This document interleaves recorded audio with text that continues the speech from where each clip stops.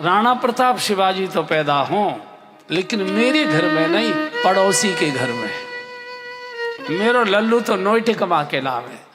और देश समृद्ध होना चाहिए, देश गौरवान्वित रहना चाहिए। कैसे होगा भाई? जिस स्वतंत्रता की श्वास हम लोग ले रहे हैं, आज़ादी की श्वास जी रहे हैं, वो बातों से नहीं आई, नारों से नहीं आई। माताओं ने अपनी गोदें खाली की हैं, बहनों ने, जवान बेटियों ने अपने माथे का सिंदूर मिटाया है, अपने हाथ से अपना जलाया हुआ दीपक बुझाया है। घर के घर उजड़े हैं, छोटे छोटे बच्चे जिंदा दीवालों में चिन दिए गए, फांसी पर लटका दिए गए, जिंदे आग में फेंक के जला दिए गए, आरे से चिरवा दिए गए। तब न ये देश स्वतंत्र हुआ है। स्वतंत्रता की जो हम श्वास ले रहे हैं, आनंद ले रहे हैं, पूरा इतिहास पढ़िए, उठाकर देखिए। अभी कभी जाते हो आप अम्बाला से, जब लुधियाना की ओर जाते हो राजमार्ग से, तो अम्बाला सिटी से निकलते ही एक 20-25 किलोमीटर आगे सरहिंद नाम का एक छोटा सा कस्बा है। उसके गुरुद्वारे का दर्शन करिए। उसी किसी समय सरहिंद के नवाब का वो किला था। तो गुरु गोविंद सिंह जी की माँ गुजरी बाई और अपने दोनों पौत्रों को लेकर, जोरावर सिंह, फतेह सिंह को लेकर लौट रही थी, दिल्ली के लिए आ रही थी। तो रात हो गई, तो सरहिंद में उनके कोई परिचित थे, उनके यहाँ रात्रि को ठहरना पड़ा। तो नवाब के जो थे कर्मचारी थे, जासूस थे, उनको पता लग गया कि गुरु गोविंद सिंह की माँ ठहरी हुई है यहाँ। तो नवाब को समाचार गया कि बताइए क्या करें। बोले छापा मारो, अरेस्ट कर लो। दादी भी अरेस्ट की गई, उनके साथ दोनों पौत्र भी, जोरावर सिंह, फतेह सिंह, एक 12 वर्ष का, एक 14 वर्ष का बालक। नवाब के सामने उपस्थित किया गया। बोले इस्लाम स्वीकार करो, नहीं कत्ल स्वीकार करो, दोनों में से एक लो। जीवन चाहिए या धर्म चाहिए? बच्चों ने कहा हम सिंह के सपूत हैं, हमने अपनी माँ का दूध पिया है, तुमको जो करना है करो, हम इस्लाम स्वीकार नहीं करेंगे। दादी को पोते बहुत प्यारे होते, माँ से भी ज्यादा पोते दादी को प्यारे होते। और दादी भी सामान्य महिला नहीं है, जिसके गर्भ से गुरु गोविंद सिंह जैसे सिंह का जन्म हुआ है, जिसने गुरु गोविंद सिंह को अपने हृदय का अमृत पिलाया हो, वो सामान्य महिला नहीं हो सकती। आदेश हो गया, जिंदा दीवालों में चिन दो। अभी भी कोई टस से मस नहीं हो रहा, दीवाल चिन्नी जाने लगी।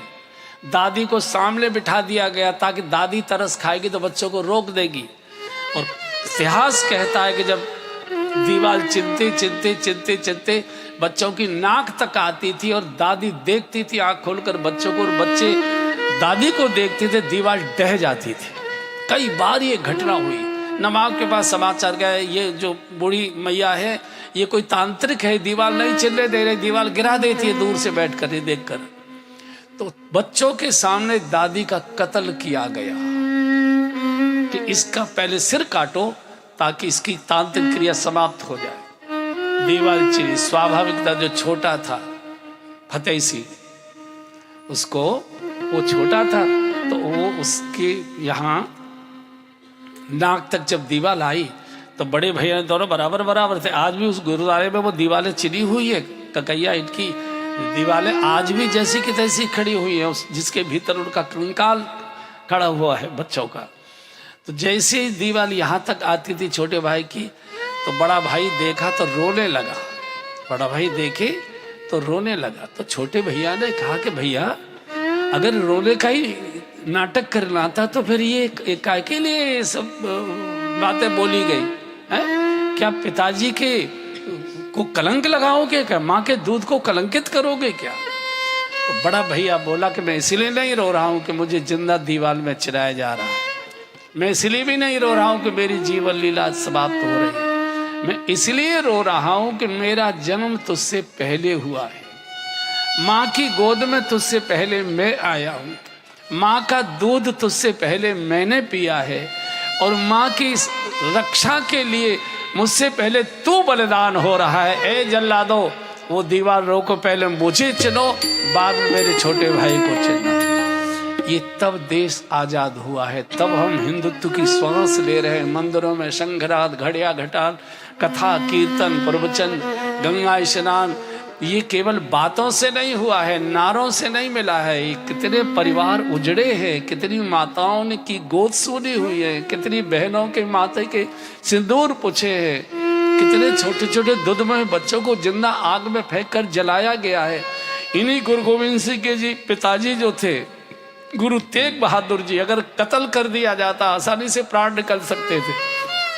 दिल्ली के चांदनी चौक में बिठाकर चौराहे पर गरम तवे पर बिठाकर, लाल तवा कर कर उस पर बिठाकर और गरम गरम बालू ऊपर से डाली गई। कितने तड़प के प्राण निकले होंगे आप कल्पना कर सकते हो।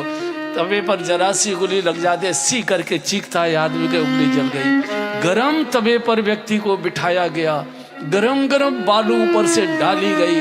अगर तलवार से गर्दन कट जाती कोई अंतर नहीं पड़ता था, 2 सेकंड में श्वास चली जाती, शांति से शरीर छूट जाता। कितना तड़पा के मारा होगा, लेकिन वाह, उसी के अंश से गुरु गोविंद सिंह आए हैं और गुरु गोविंद सिंह के पूज्य अंश से ये दौलत जोरावर सिंह